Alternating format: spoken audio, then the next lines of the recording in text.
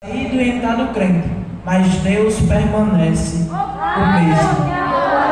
E Ele está aqui nesta noite. Já escutamos a sua voz. Ele não acabou de chegar, não. Antes de eu e você chegarmos aqui, Ele já estava para falar aos nossos corações. Gostaria de agradecer a Deus pela vida do dirigente, evangelista Paulo Nécio. Deus os abençoe, a todos que estão aqui na minha retaguarda. Agradecer a Deus pela vida da minha esposa que me acompanha, tia Corrinha.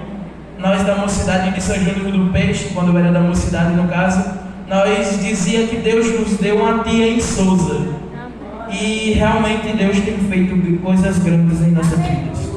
Querido, sem perca de tempo, pois o tempo já é corrido, vamos abrir as nossas Bíblias no livro de Salmos, número 46.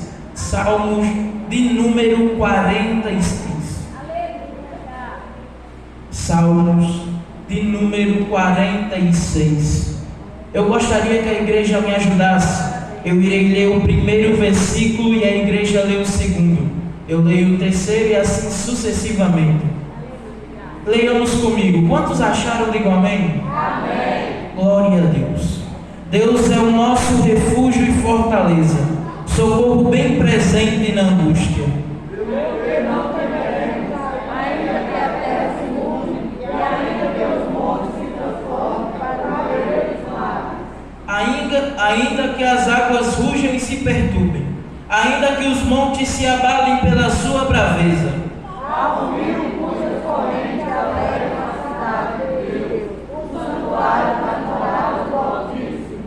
Deus está no meio dela, não será abalada. Deus a ajudará ao romper da manhã.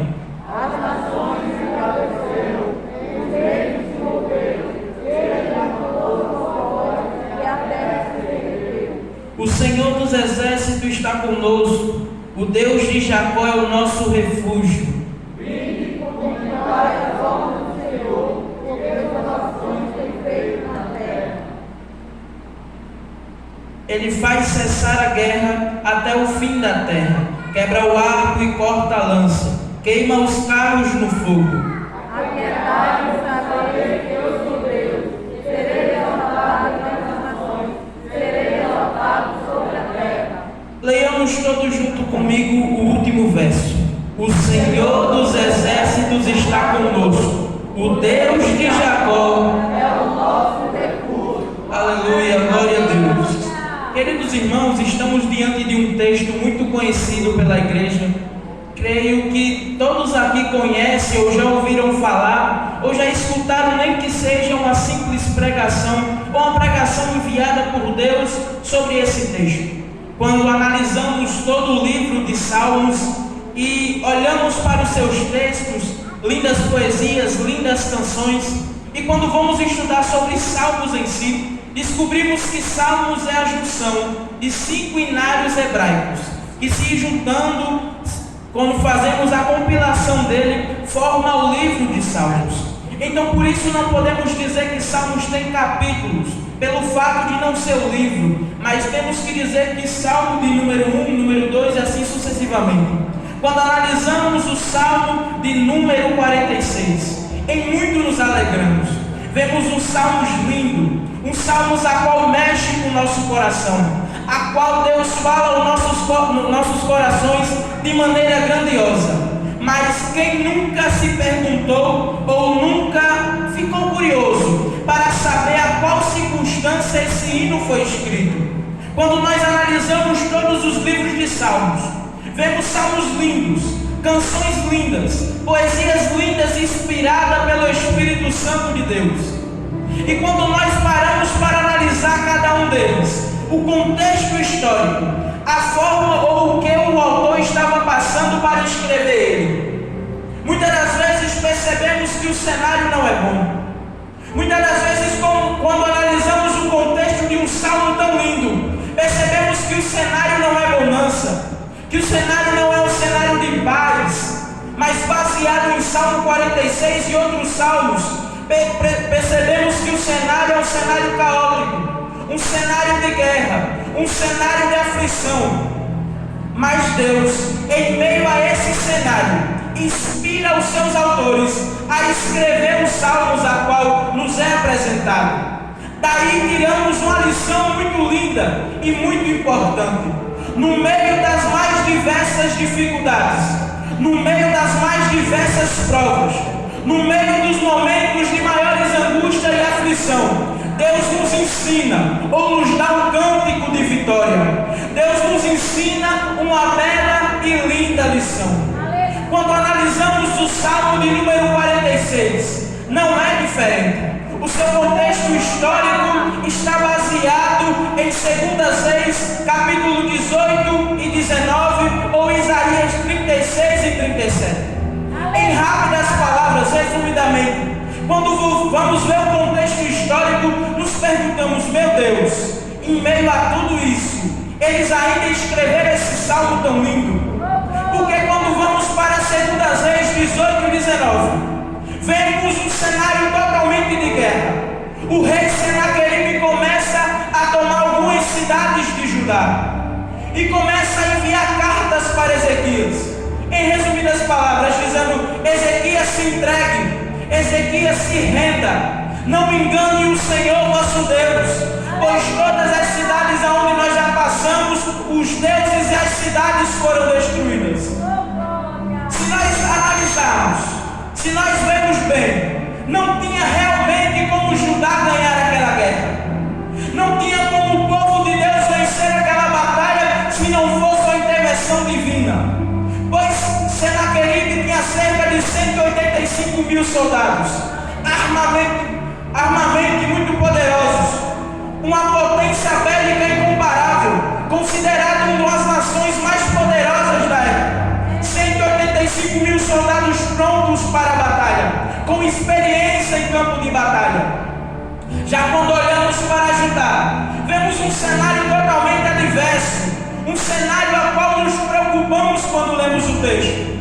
Olhamos para Israel e só vemos Israel com mais ou menos 2.000 soldados e nem isso.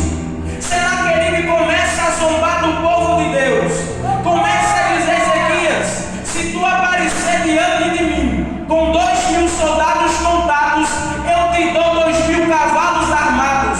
Porque eles sabiam que se tivesse 2.000, muitos seriam acovardados pela situação e voltariam e recuariam. Como vemos esse cenário, 2.000 versus 185 mil, nos perguntamos: meu Deus, um cenário tão difícil, um cenário tão caótico, uma guerra a qual parece ser impossível vencer. E Senaqueribe começa a enviar cartas, dizendo: Ezequias, se entrega, Ezequias, se rende. Porém, Ezequias entende que maior do que o rei Senaqueribe era o tamanho do Deus que ele servia. Maior do que o exército de Senaqueribe era o tamanho do Deus de Israel. Daí, baseado no contexto histórico, aprendemos uma lição a qual temos que levar durante toda a nossa vida. Maior do que a dificuldade, maior do que a prova, maior do que o momento de angústia, é o tamanho do teu Deus. Maior do que o cenário, porque parecia impossível, parecia não ter jeito, parecia não ter como Israel e Judá vencer aquela batalha. Mas maior do que Senaqueribe é o Deus de Israel. Maior do que as nossas provas é o nosso Deus. Maior do que a nossa angústia é o nosso Deus. Quem está conosco é o maior, é o grande, é o todo-poderoso. Aleluia, glória a Deus. E Ezequias vai fazer o que, irmão Iago? Quando vê esse cenário, quando vê esse cenário impossível de ser ganhado essa guerra, ele vai murmurar? Não. Muitos de nós, se estivéssemos na situação de Senaqueribe, iríamos murmurar, iríamos reclamar com Deus, iríamos dizer a famosa frase: Deus não está me vendo, parece que Deus não está vendo a situação. Só que Ezequias entendia que o Deus que ele servia era grande. E o que Ezequias faz? Entra no templo, se veste de pano de saco e vai falar com Deus. Porque o segredo para ganhar qualquer luta não é murmurar, não é contar para A ou B que não pode lhe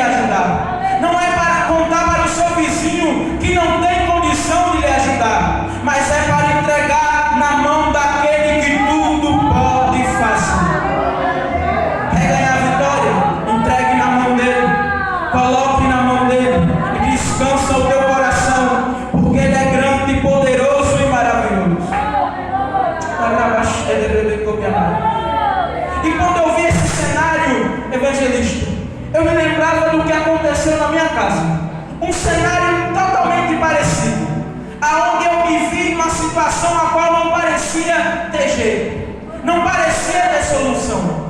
A minha avó já tem 76 anos de idade, não estou saindo da palavra, mas creio e aprendi assim, que testemunho também edifica.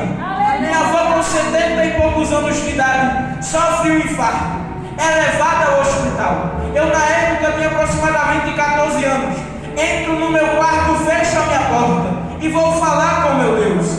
E a oração naquele dia se sucedeu da seguinte forma: Deus, não leva a minha avó. Deus, não permita a minha avó ser levada para ir morar contigo no paraíso. E eu sei que tu és o dono da vida. Passa-se uma semana, ela vai bater um cardiograma.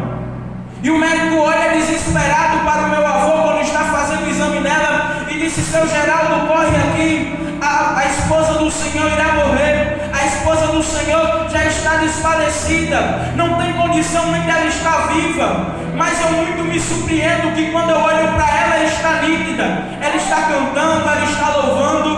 Por quê? Porque o coração dela estava dando uma pancada a cada 2 minutos. Uma pancada a cada 2 minutos. O médico se perguntou: como é que essa mulher está viva ainda? Como é que essa mulher não está falando? Como é que essa mulher não está de pé? Quem entende de medicina vai concordar comigo e saber que o coração humano bate de 80 a 100 vezes por minuto. E o coração dela estava dando uma pancada a cada 2 minutos. O médico se desespera: essa mulher vai morrer em meus braços, vai morrer dentro da minha clínica. E chama a ambulância, levam ela para Cajazeiras. Chegando em Cajazeiras, ela vai para a zona vermelha. O médico, muito rude, muito grosso, olha para ela e diz: dona Aureli, a senhora irá morrer. Dona Aureli, a senhora não tem mais condição de sair deste hospital com vida. E minha avó, cheia de fé, olha para ele e diz: doutor, o meu Deus é o dono da vida. O meu Deus é quem tem a chave da morte e do inferno. O meu Deus é quem manda em tudo. Eu vou visitar minha avó que é corrida. E meu avô olha para mim e diz: Iago, pode ser a última vez que tu vê a tua avó. Eu vou triste. O cenário parecia impossível. O cenário parecia que não tinha jeito. E quando eu entro na sala daquele hospital, e quando o médico olha para minha avó e diz novamente aquilo: a senhora vai morrer. E minha avó olha para ele e diz: não, meu Deus é o dono da vida. Eu lembro do que Deus tinha falado comigo. Quando eu entrei para o quarto para orar, quando minha avó se deslocou para o hospital, o meu telefone toca. E alguém liga para mim e diz: Iago, eu não sei o que está acontecendo, mas Deus manda dizer que Ele está no controle de tudo. Aleluia, glória a Deus. E eu chego ali no leito do hospital, já estou acabando, por causa que o tempo nos é curto, mas vai dar tudo certo em nome de Jesus. Eu entro no leito do hospital, eu entro na zona vermelha, e eu olho para minha avó e diz: vó, vai com Deus, porque ela precisava ir para João Pessoa. Enquanto isso, o médico estava discutindo com meu avô. Eu já chamei vários clínicos, eu já chamei médicos de outros expedientes, de outro horário, de outro turno, porque eu não sei o que está acontecendo com a esposa do Senhor. E ela assim de canto disse para o que estava acontecendo. E meu avô olha para o doutor e diz, olha para mim e diz: o doutor está dizendo que tua avó está morta. E eu disse: como assim, doutor? Ela está nítida, falando, respirando, cantando, andando. E ele diz: eu também não consigo explicar, eu também não consigo entender, mas eu sei de uma coisa: ela não sai nem da porta do leito viva. Passa-se a noite, e ao chegar a noite, eu acho interessante isso, ela é levada a João Pessoa, faz a cirurgia. Para quem não ia sair nem da porta da clínica com vida, faz a cirurgia, passa-se 3 dias, volta para São João do Rio do Peixe, viva, com saúde. E quando nós perguntamos a ela: mãe, o que foi aquilo? Ela diz: o meu Deus é o dono da vida e é o Deus que opera o impossível. No texto não é diferente. O cenário parecia impossível que ocorria. O cenário parecia que não tinha jeito, que não tinha solução. Porém, Ezequias vai orar e manda o seu mordomo e alguns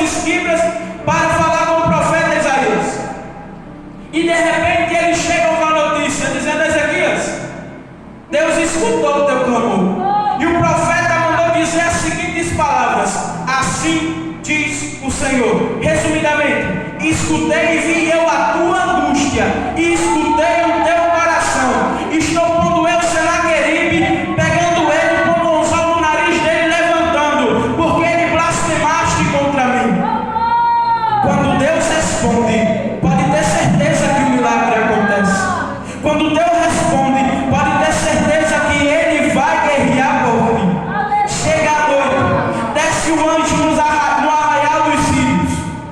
O anjo desce, ao chegar a noite, tira a espada da sua bainha e apenas com um movimento. A Bíblia vai nos relatar que ao chegar o dia, os 185 mil estavam mortos. O que é isso, irmão Iago? O Deus do impossível, a qual guerreia por nós, a qual luta por nós e a qual cuida de nós. É Deus quem cuida de nós.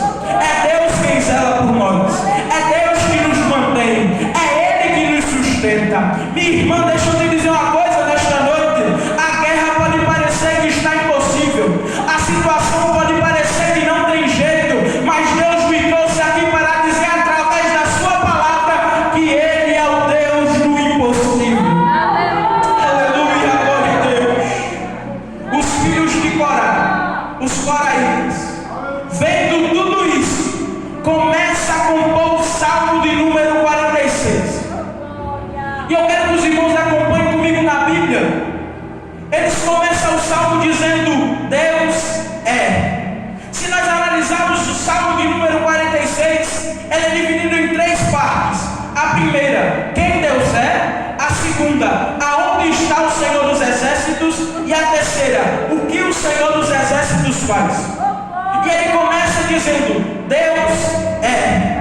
Eu acho interessante isso, porque se nós pegarmos esta palavra, levarmos para o original, o hebraico, e traduzimos e pegarmos o e trazemos com a conjunção de verbo temporal, quando nós analisamos, nós muito nos impactamos, muito achamos lindo. Por que, irmão Iago? Porque se fosse na língua portuguesa, Deus é, Deus era e Deus será. Mas o original hebraico vai nos traduzir da seguinte forma: Deus é no presente, Deus é no passado e Deus é no futuro.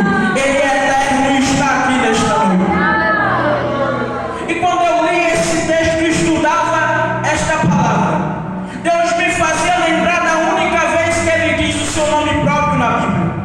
Quando Moisés, diante da sarça ardente, pergunta: Senhor, eu estou indo para diante de Faraó. E quando ele me perguntar quem te enviou, Moisés, o que eu digo a ele? E Deus responde: diga para ele, Moisés, que o eu sou te enviou. E quando nós pegamos o eu sou e traduzimos, significa: eu sou aquilo que você precisa que eu seja. Deus não é o que eu e você queremos. Deus não é o que eu e você queremos no momento. Porque tem muita gente que no momento de angústia quer que Deus chegue com a vitória, quer que Deus faça a prova passar. Só que você está precisando ser moldado. Só que você está precisando ser capacitado. Então saia daqui entendendo uma coisa: Deus é Deus do impossível e Ele não é o que você quer. Ele é aquilo que você precisa. Mas, irmão Iago, eu estou perdido. Ele vai dizer: eu sou o caminho. Irmão Iago, eu estou vivendo uma vida de mentira. Ele vai dizer: eu sou a verdade. Irmão Iago, eu já não quero mais viver, eu já não tenho mais vida. Ele vai dizer: eu sou o caminho, a verdade e a vida. Eu já sinto a presença dele aqui nesta noite. Desde que eu entrei pelas portas, o Espírito Santo já vem falando comigo. Ele está aqui nesta noite. Sinta a presença dele aí. Abre a tua boca, mulher, que eu te encherei.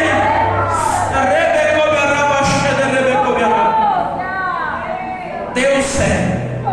Mais para frente vai dizer: o nosso refúgio e fortaleza. No meio de uma guerra, em meio a um cenário tão caótico, tão adverso, poder dizer que tem uma fortaleza é tão bom, é tão significativo. E Deus está nos ensinando outra lição nesta noite. Ele é a tua fortaleza. Aleluia. Ele é a tua fortaleza, homem. Ele é quem cuida de ti, jovem. Tua fortaleza não é se trancar no quarto, não, mas é na presença do Senhor. É Ele quem zela por tua vida e cuida de ti nos mínimos detalhes. Ele é a tua fortaleza. Está tudo complicado, irmão. O cenário está triste, o cenário está caótico, mas Ele é a tua fortaleza. Mais para frente vai dizer: socorro bem presente na angústia. O teu socorro na angústia não provém do homem, não provém das coisas daqui, mas quem te socorre na angústia é Deus. Quem te ajuda na angústia é Deus. Quem ajudou Ezequias na angústia foi Deus. Quem escutou a oração de Ezequias na angústia foi Deus. É Ele que nos socorre, é Ele que nos sustenta, é Ele que nos mantém de pé, é Ele que mostra que está conosco 24 horas por dia. Deus é o nosso socorro na angústia. Cunhado, eu estou angustiado. Eu já conversei com meu marido, ele não sabe o que fazer. Eu já conversei com minha esposa, ela não sabe o que fazer. Não tem mais jeito, não tem mais solução. Mas Deus nos revela hoje através da sua palavra. Ele é o teu socorro. Sei que não vai dar tempo, mas apenas uma parte que eu quero frisar aqui. Quando nós estudamos o texto pela escatologia, só para finalizarmos, e quando nos deparamos com o verso 2 e o verso 3, permita-me ler: pelo que não temeremos, ainda que a terra se mude, ainda que os montes se transportem para os meios dos mares, ainda que as águas surgem e se perturbem, ainda que os montes se abalem pela sua braveza. Quando nós vemos e estudamos pela escatologia esses dois versículos, vemos o que Jesus vai dizer como sinais da sua vinda. Quando nós pegamos pelo sentido literal, quando nós analisamos o verso 2 e 3, o mundo está caótico, o mar está se embravecendo, as águas estão rugindo, e quando nós trazemos para os dias de hoje e comparamos com os sinais de Jesus e da sua volta, realmente está assim: guerras e rumores de guerras. Irmão, é mediante o que está acontecendo em Israel? Não. Durante todo o período da humanidade na Terra, nunca houve tantos conflitos como de uns séculos para cá. Durante todo o tempo da humanidade da Terra, nunca houve tantos desastres naturais como está havendo de um tempo para cá. A natureza está proclamando: o novo está vindo. A natureza está nos dando sinal: o novo está voltando. Jesus está vindo buscar a sua igreja. Irmão Iago, e se nada disso me confortar, o que é que me conforta na angústia? Que no céu não haverá tristeza, que no céu não haverá dor, não haverá mais luto. É isso que nos conforta diariamente. A vitória não vem, mas estamos todo o tempo crendo que o novo está vindo para nos buscar, que Jesus está voltando. Só que tem um detalhe: no céu não entra de todo jeito. Quem não gosta de adorar, infelizmente, me desculpa dizer, o céu não é o seu lugar, porque os serafins estão diante dele durante 24 horas por dia dizendo: Santo, Santo, Santo é o Senhor dos exércitos. No céu não entra de qualquer jeito. Irmão Iago, foi isso que o Senhor queria falar? Foi isso que o Senhor estudou em casa? Não. Mas o Espírito Santo está me conduzindo para dizer esta mensagem à sua igreja: desperta, ó igreja, porque o noivo está voltando. Não é tempo de brincar de segredo, não é tempo de estar aqui apenas para esquentar esses bancos, não. É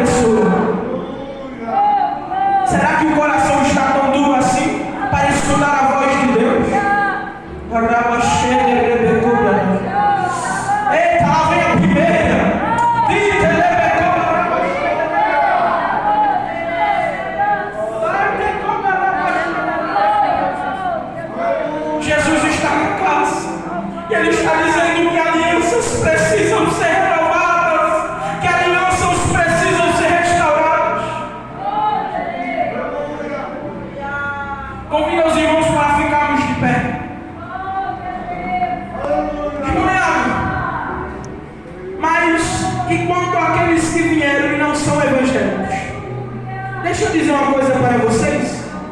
Deus é Deus que marca encontros. Existem 2 tipos a 3 tipos de encontro com Deus. Aquele que Ele fala conosco e nós não escutamos diariamente, ou às vezes Ele marca dias para falar aos nossos corações.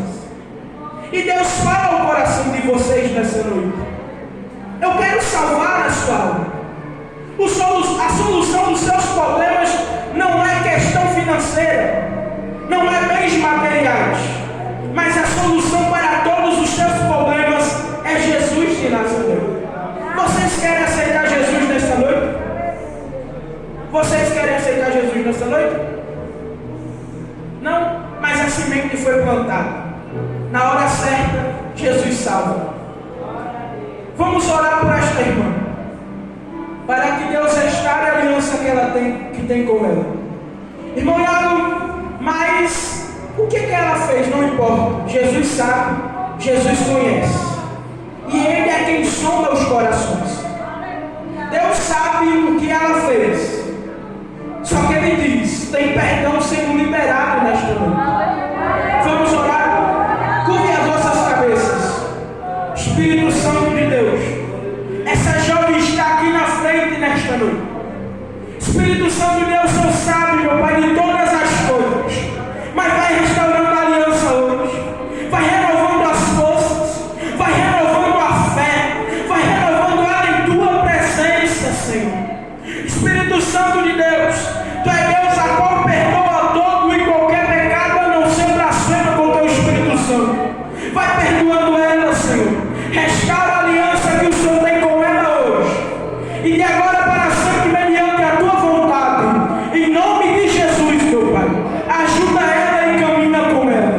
Assim que oramos e te agradecemos. Amém. Podem-vos se assentar.